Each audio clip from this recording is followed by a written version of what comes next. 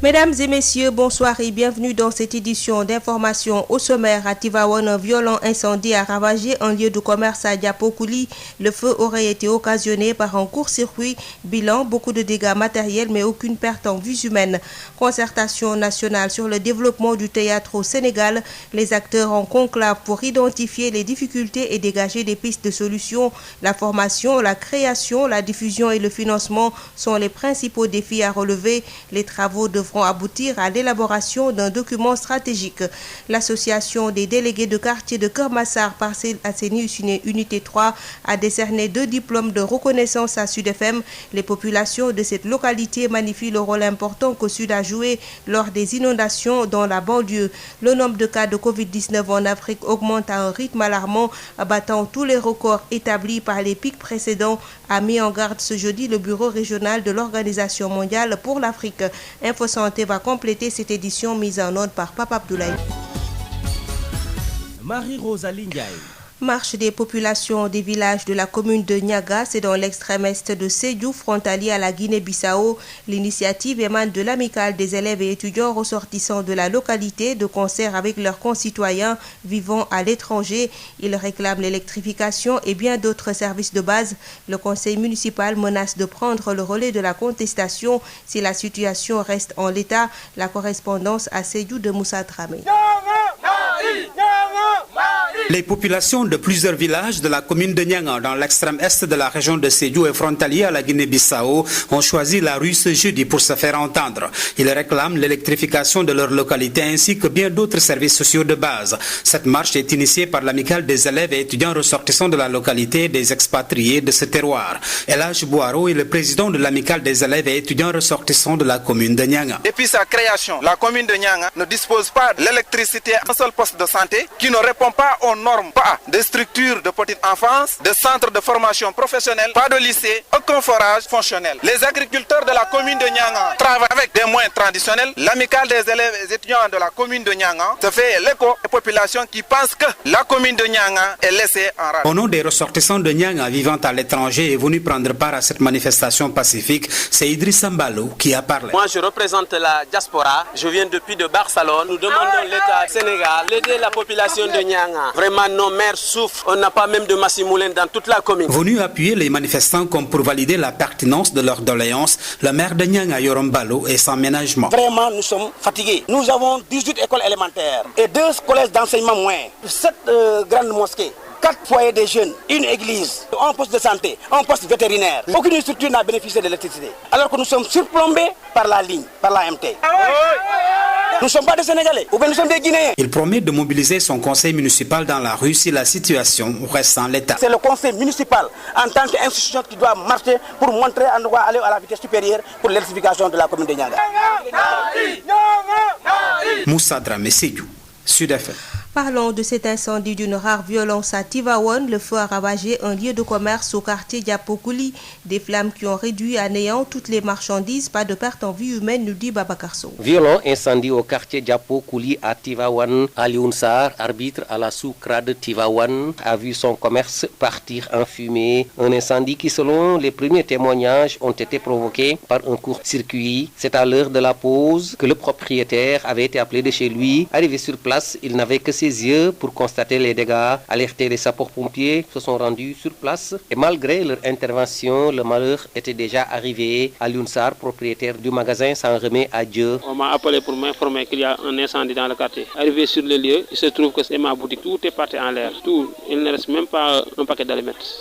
C'est comme ça là. Je remercie le bon Dieu parce que il se passait qu'il pouvait. Je ne trouve même pas les mots pour parler. Vraiment c'est dur là. Des incendies fréquents dans la cité religieuse en cette période de canicule. Si l'on se rappelle, cela ne fait pas longtemps, le politicien Baye Sis Lopez au quartier commercial avait tout perdu dans l'incendie de son domicile. Tivaouane, Babakarso pour Sud FM. Concertation sur le développement du théâtre sénégalais. Les acteurs en conclave pour 3 jours. Le théâtre sénégalais est actuellement dans une passe très difficile, fait face à plusieurs difficultés liées à la formation, la création, la diffusion et le financement des travaux qui devront aboutir à l'élaboration d'un document stratégique stratégique pour développer le secteur. Les acteurs plaident également pour des ateliers régionaux de concertation pour un document national avant son adoption.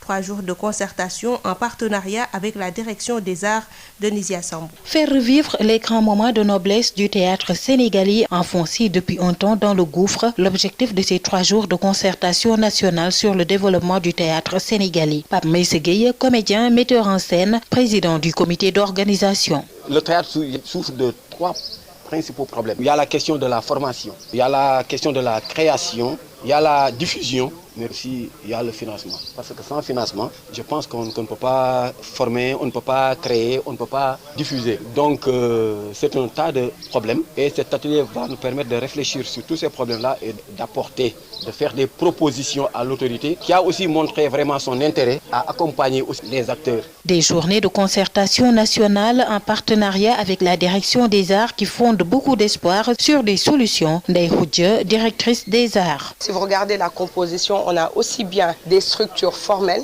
de l'institution, de l'État, que des professionnels, des privés. C'est pour vous dire qu'aujourd'hui, on est là pour vraiment ratisser large. D'où l'ampleur de cet atelier où on a vraiment beaucoup de participants qui, chacun avec son univers et son expérience, va venir exposer tout ce qu'il a comme connaissance et tout. Et ensemble, on va essayer de concocter un modèle qui pourra être valable pour tout le monde. Une vision inclusive qui va aider à disposer d'un document stratégique au sortir de cet atelier. Abdou Karim Sadji, metteur en scène, directeur du Festival international de Kaolack, plaide pour son partage avant adoption. Et nous pensons qu'au sortir de cet atelier, le document qui sera confectionné pourra être ensuite partagé au niveau de l'intérieur du pays avant d'être validé, pour que ça puisse être vraiment un document national. Parce que là, en tant que seul représentant de Kaolack regorge de beaucoup de potentiel et il est bon que les autres régions qui ne sont pas représentées puissent bénéficier de ce document. Et d'où lors la pertinence de faire des ateliers régionaux de concertation pour avoir un document vraiment national. À la fin, un comité de suivi va aussi travailler avec l'autorité pour de véritables solutions. La Crosse de Nizia Sambou pour Sud FM. Sud FM, l'info, c'est ici. Baccalauréat technique 2021, bon démarrage des épreuves au lycée technique Cheikh Ahmadou Bamba de Diourbel. Le point avec Adam Ndiaye. Les épreuves du baccalauréat technique ont démarré au niveau du lycée Cheikh Ahmadou Bamba de Diourbel. Tout se passe bien selon le président du jury, Dianguina Diarissou, enseignant-chercheur à l'université de Thiès, au département génie électrique. Les épreuves ont bien démarré à 7h30, c'est des épreuves de 4 heures de temps, notamment les mathématiques, il y a les sciences économiques, puis les sciences sociales. Pour le moment, tout se déroule bien. Là, les professeurs sont là aussi, sont présents, donc ils assistent. Donc on n'a pas de difficultés. Pour le moment, il n'y a rien à signaler, tout se passe bien, à mon niveau. Rien. Ils sont au total 256 candidats, dont 5 absents, 2 garçons et 3 filles. Les candidats sont répartis comme suit: 20 pour les séries G, 156 pour la série STEC, 39 pour la série T1 et 45 pour la série T2. Diourbel, Sud FM, Adam Ndiaye. L'École nationale de la statistique et de l'analyse économique de Dakar porte désormais le nom du regretté Pierre Ndiaye, secrétaire général du ministère de l'économie, du plan et de la coopération. Le défunt a été le maître d'œuvre du plan Sénégal émergent. Babacar Samb revient sur son parcours. Grand commis de l'État qui a consacré toute sa vie au service de son pays, Pierre Ndiaye a été secrétaire général du ministère de l'économie, du plan et de la coopération de 2019 à la date de son décès, le 23 décembre 2020. Il a été l'un des principaux artisans du plan de relance de l'économie nationale post-Covid-19, maladie qu'il a d'ailleurs emportée. Statisticien et économiste diplômé de l'NCAE d'Abidjan en 1991, puis titulaire d'un master en modélisation économique statistique de l'NCAE de Paris en 1992. Pierre Ndiaye a eu à occuper le poste de directeur général de la planification et des politiques économiques d'octobre 2014 à mai 2019. À ce poste, il a été chargé de la coordination et de l'élaboration du plan d'action prioritaire PAP 2 du plan Sénégal émergent, couvrant la période 2019-2023. Pierre Ndiaye a été aussi le responsable de la préparation du revue sectorielle, de la rédaction et de l'organisation des revues annuelles conjointes sur la mise en œuvre des politiques politiques publiques. Le macroéconomiste a eu à occuper le poste de directeur de la prévision des politiques des études économiques au ministère de l'économie et des finances, et celui de chef de service de la BCEAO, la Banque centrale des États de l'Afrique de l'Ouest. Les statisticiens de formation a aussi été administrateur du FONSIS. Et pour honorer la mémoire de l'illustre disparu, orfèvre de l'élaboration et du suivi du plan Sénégal émergent et maître d'œuvre du groupe consultatif de Paris en 2018, le chef de l'État Macky Sall a décidé que l'École nationale de la statistique de Dakar porte désormais son nom. NSAE, Pierre Ndiaye. Venu couper ce jeudi le ruban, le ministre de l'économie, du plan et de la coopération a salué la mémoire d'un pilier phare de son département. Amadou Hott demande aux élèves de l'NSAE Pierre Ndiaye de méditer l'exemple de leur illustre parrain qui a toujours incarné dans la vie les valeurs cardinales qui fondent la société sénégalaise. Il a par ailleurs réitéré l'engagement du président Sall à délocaliser l'école à Diamniadio. On l'écoute avec Babacar Samb. Pierre Ndiaye fut un élément essentiel du dispositif de l'ancien ministère de l'économie, des finances et du plan, et plus tard un pilier phare du ministère de l'économie, du plan et de la coopération. Chers élèves, je vous invite à méditer l'exemple de votre illustre parrain. Vous devez également cultiver, comme Pierre a su toujours le faire, des vertus cardinales qui fondent et valorisent notre société, à savoir la discipline, la ponctualité, la rigueur dans la générosité, l'intégrité, la persévérance, mais aussi et surtout l'humilité dans l'action. Pour honorer la mémoire de feu Pierre Ndiaye, nous devons œuvrer pour que l'NSAE Pierre Ndiaye demeure un centre d'excellence et un creuset du savoir. C'est pourquoi je voudrais ici réitérer l'engagement du gouvernement à réaliser le projet de délocalisation de l'NSAE à Diamniadio pour offrir aux élèves de meilleures conditions d'études et de logement et au personnel un cadre agréable. Clôture ce jeudi à Saint-Louis de l'atelier de formation en prestation de services mécanisés dans la riziculture irriguée initié par le centre de formation d'Africa Rice de Saint-Louis. Après 3 jours d'apprentissage, les jeunes bénéficiaires ont effectué une visite guidée au niveau du centre de formation sectoriel au métier de machinisme agricole de Diama. Le but de l'atelier de formation est de renforcer la capacité des apprenants sur les technologies de mécanisation agricole utilisées pour la production et la transformation du riz dans la vallée du fleuve Sénégal. Les détails avec Yves Tendeng. C'est une visite guidée à laquelle ont eu part les jeunes bénéficiaires de la formation en prestation de services mécanisés d'Africa Rice au niveau du centre sectoriel de formation au métier de machinisme agricole de Diamant. Papa Mamour Diop en est le coordonnateur. Vraiment, c'est un réel plaisir de les accueillir. Et le message, c'est de leur montrer qu'il y a des problèmes qui se posent dans la vallée du fleuve Sénégal. C'est des problèmes d'utilisation et de maintenance du matériel agricole. Et maintenant, avec la formation qu'ils viennent de subir, ils doivent pouvoir donc vraiment avoir tous les outils nécessaires pour contribuer au développement de la mécanisation dans la vallée du fleuve Sénégal. Et nous avons un centre qui regroupe donc des apprenants qui font la formation initiale. Ils sont environ une 60aine. Et vraiment, nous avons un plateau technique assez relevé et ça peut contribuer à régler certains problèmes qui se posent avec acuité dans la vallée du fleuve. Pour Alassane Bey, l'un des bénéficiaires de cette formation d'Africa Rice, celle-ci leur a été d'un grand apport. Parce qu'aujourd'hui, on est dans un monde où le Sénégal et les pays africains sont en train de faire des efforts dans le milieu agricole.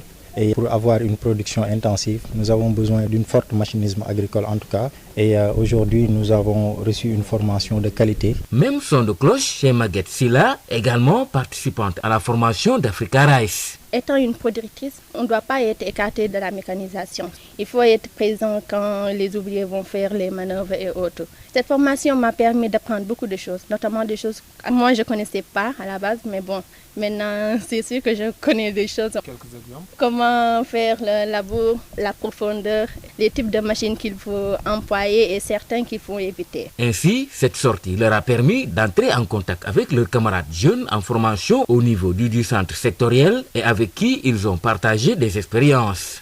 Saint-Louis, Yves Tendeng, Sud FM. La disponibilité limitée des ressources naturelles et la dégradation des écosystèmes préoccupent les autorités. Environ 34% des terres de notre pays sont dégradées. Pour relever le défi, en plus des efforts déjà consentis, le ministère de l'Environnement et du Développement durable a lancé ce jeudi la formation de 413 nouvelles recrues des parcs nationaux, des eaux et forêts et des aires marines communautaires protégées. Radicen. La conservation de la faune et de la biodiversité étant menacée, ces 413 soldats de l'environnement auront comme mission de les protéger. Pour ce faire, une formation militaire et un renforcement des capacités sur la gestion de la faune et de la biodiversité sont nécessaires. Abdou Karim Sall, ministre de l'Environnement et du Développement durable. Pour être opérationnel sur le terrain, vous allez subir une formation militaire et ensuite un renforcement des capacités sur la gestion et la conservation de la faune et de la biodiversité, la gestion des forêts, la préservation des maladies zoonotiques, ainsi que des risques liés à l'utilisation des biotechnologies modernes dans les parcs et dans les réserves.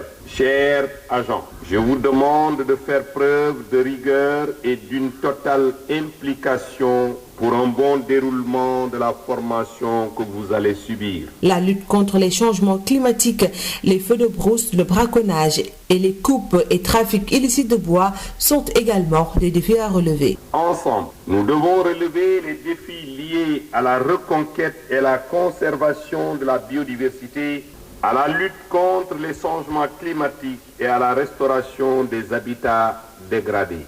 Et ceci à travers, bien entendu, la lutte hardie contre le braconnage, les coupes et trafics illicites de bois, la lutte sans relâche contre les feux de brousse, tel qu'indiqué par son Excellence le Président de la République Macky Sall. Après ces 413 nouvelles recrues des parcs nationaux, des eaux et forêts et des aires marines communautaires protégées, 200 autres agents seront recrutés au service de l'environnement afin de matérialiser la vision du chef de l'État concernant l'emploi des jeunes.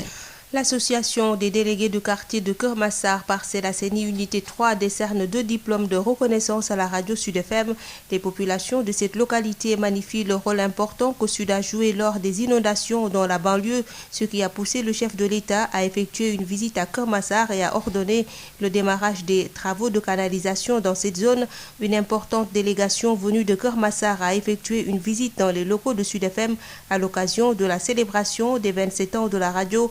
Et Daouda Mbaye, délégué de quartier des Parcelles Assainies, Unité 3, est avec Adam Agnon. Nous sommes venus là en tant que communauté pour témoigner notre reconnaissance envers la radio Sud FM. Parce qu'il faut comprendre que cette radio qui a été créée le 1er juillet 1994, fait aujourd'hui, c'est 27 ans. 27 ans, c'est un très très long chemin. Vraiment, nous avons constaté que, comme le dit son adage, Sud FM, c'est une radio. Ça veut dire que c'est une radio destinée aux populations. Bon, cette année-ci, avec les inondations constatées à Keur Massar, nous avons vu à maintes reprises les journalistes de Sud FM suivre de trop près la situation. Et grâce à votre radio ainsi que d'autres chaînes de télévision, mais particulièrement à Sud FM, qui a fait un travail remarquable, l'État a pu réagir et le président de la République est venu pour promettre des canalisations qui sont en train d'être exécutées. Venir vous rendre visite n'est pas suffisante, mais on est venu pour décerner 2 types de diplômes. L'un à Moussa Cham, qui est journaliste, qui est correspondant de la banlieue, qui s'est vraiment battu pour relayer la situation en temps réel. Et nous remercions aussi l'autre diplôme est un témoignage de reconnaissance à l'endroit de tout le personnel de Sud FM, en particulier la direction et le personnel. C'est un signe de reconnaissance des populations envers la radio Sud FM, qu'on souhaite une longue vie. On souhaite que cette radio-là soit transformée aussi en chaîne de télévision. Sud FM vous transporte partout au Sénégal et dans le monde. Sud International. Le candidat capverdien à la présidentielle du 21 octobre 2021 est en visite à Dakar, la première étape de sa tournée. Il est venu rencontrer la communauté capverdienne au Sénégal. Carlos Vega a fait face à la presse pour décliner ses ambitions et objectifs pour son pays. Selon lui, avec l'expérience qu'il a eue en tant qu'ancien Premier ministre, il a les moyens de faire sortir le Cap-Vert de ses difficultés. On l'écoute avec Abdoulaye Diop. C'est d'avoir un chemin de développement, soit un bon chemin, un développement inclusif pour tous les Cap-Verdiens, tous les gens qui vivent au Cap-Vert.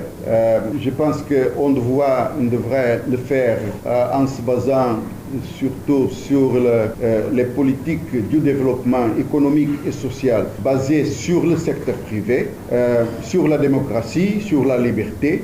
Et donc, je pense que j'ai une très bonne expérience sur ces objectifs. Donc, je peux faire quelque chose avec le gouvernement, le nouveau Parlement pour obtenir ce résultat. Sur un chemin pour le développement, un développement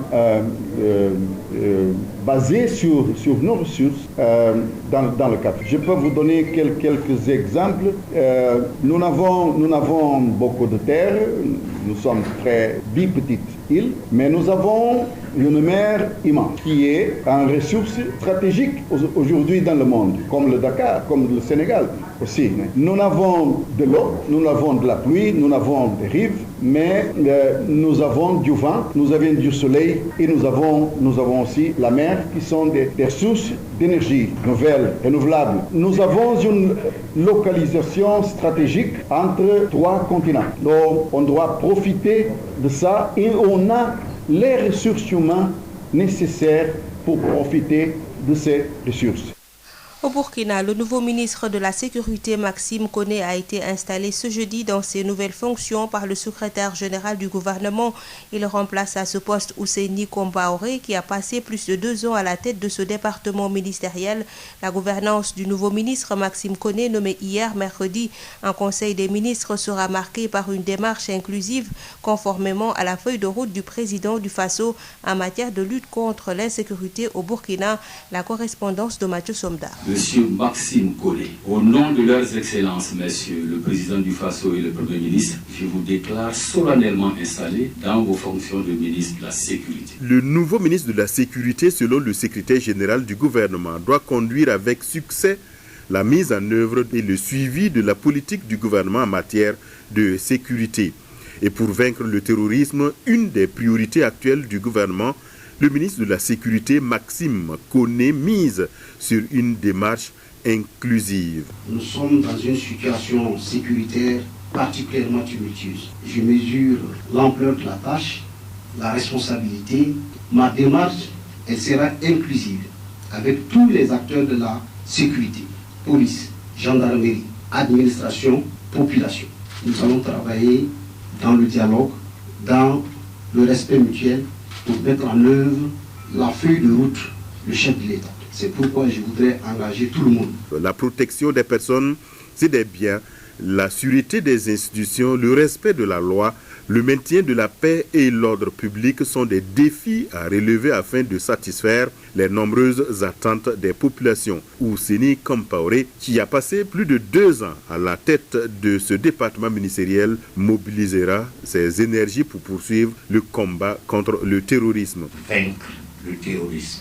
Je sais qu'ensemble, avec le ministre Maxime Koné, le ministère de la Sécurité contribuera de façon significative au retour à la paix au Burkina Faso. Je change de poste, mais je suis toujours un combattant pour la paix. Le nouveau ministre de la Sécurité n'est pas un novice des questions sécuritaires. Il a géré la commission défense et sécurité de l'Assemblée nationale. Il occupait dans le précédent gouvernement le poste de ministre délégué chargé de l'intégration. Mathieu Somda, depuis Ouagadougou pour Sud FM. La vitesse de contamination et l'ampleur de la troisième vague qui touche l'Afrique ne ressemblent en rien à ce que nous avons connu jusqu'à présent.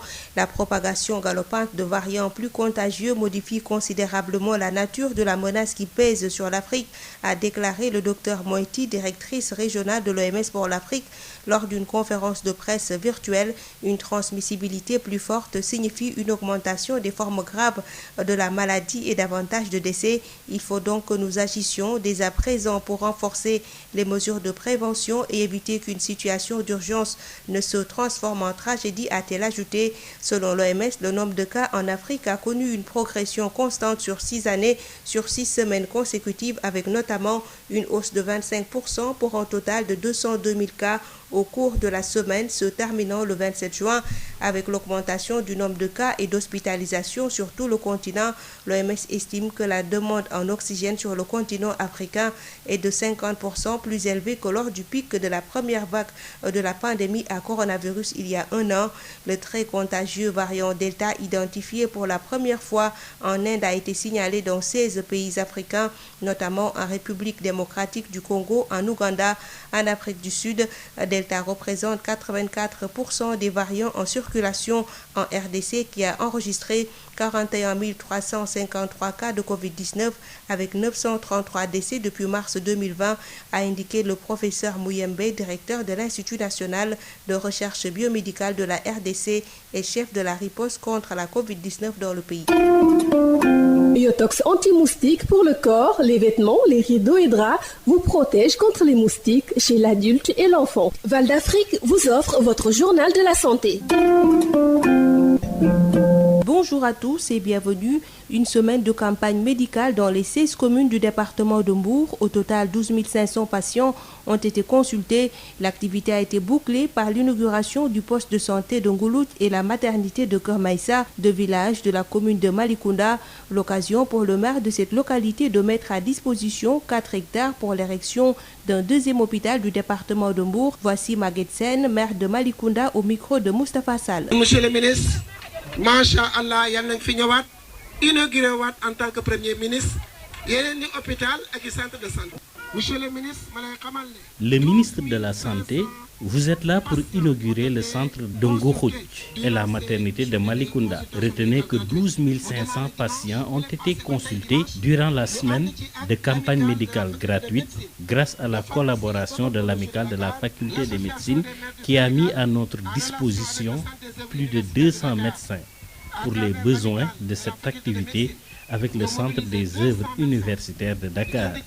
Les 16 maires des communes du département ont aussi joué leur partition.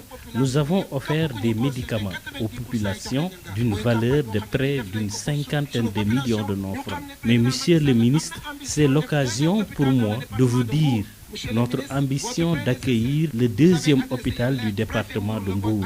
Juste vous rappeler que votre prédécesseur avait adressé une correspondance au préfet pour que le maire de la commune de Mbour mette à sa disposition une assiette foncière pouvant accueillir une structure sanitaire. Mais il n'y a plus d'espace à Mbour. Je réitère ma demande ou mon souhait d'abriter cet hôpital à Malicounda. Dans le quartier Falokh, qui est une banlieue de Mbour, j'ai 4 hectares pouvant abriter cette infrastructure sanitaire pour le bien-être des populations de Mbour. Parce que Falokh mooy koñ bi nga xam ne moo gën a jege Mbour ci commune Malicounda ñu lay xamal ne ci département de Mbour pare nañ am nañ espace pour accueillir hôpital boobu. Un événement présidé par le ministre de la Santé qui donne une réponse favorable pour la construction du deuxième hôpital départemental à Malicounda. Abdoulaye Diouf Sarr a aussi annoncé la pose de la première pierre d'un centre d'oncologie à Diamniadio au début du mois de juillet. On l'écoute avec Moustapha Sall. De 3 centres de dialyse, on est passé à 27 centres de dialyse. Mais je l'ai invité le 6 juillet. Je vous invite le 6 juillet prochain à Diamniadio. Le président de la République va poser la première pierre d'un centre d'oncologie. Ça sera un centre national d'oncologie, le premier grand centre en Afrique de l'Ouest. L'objectif est la prise en charge effective des malades. Maguette, comme vous l'avez demandé, je vous réponds favorablement pour l'érection du deuxième hôpital de Mbour, ici, à Malicounda. hôpital départemental bu Mbour inchallah danañu ko defar. C'est tout pour aujourd'hui. Merci de nous avoir suivis. Yotox anti-moustique pour le corps, les vêtements, les rideaux et draps vous protège contre les moustiques chez l'adulte et l'enfant. Val d'Afrique vous a offert votre journal de la santé.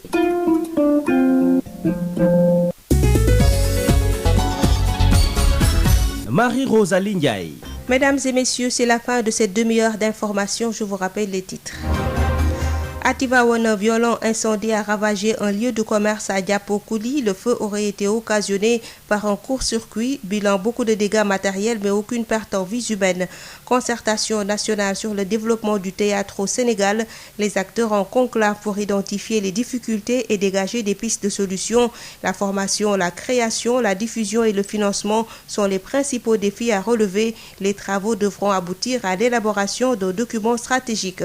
L'association des délégués de quartier de Keur Massar, Parcelles Assainies, unité 3, a décerné 2 diplômes de reconnaissance à Sud FM. Les populations de cette localité magnifient le rôle important que Sud a joué lors des inondations dans la banlieue. Le nombre de cas de Covid-19 en Afrique augmente à un rythme alarmant, battant tous les records établis par les pics précédents, a mis en garde ce jeudi le bureau régional de l'OMS pour l'Afrique. Le journal de la santé a complété cette édition mise en onde par Papa Abdoulaye Gueye. Merci de nous avoir suivis. Dans quelques instants, votre rubrique Sud Nutrition qui sera suivie de votre émission Al Bidaya en compagnie de Oustaz Alioune Sall.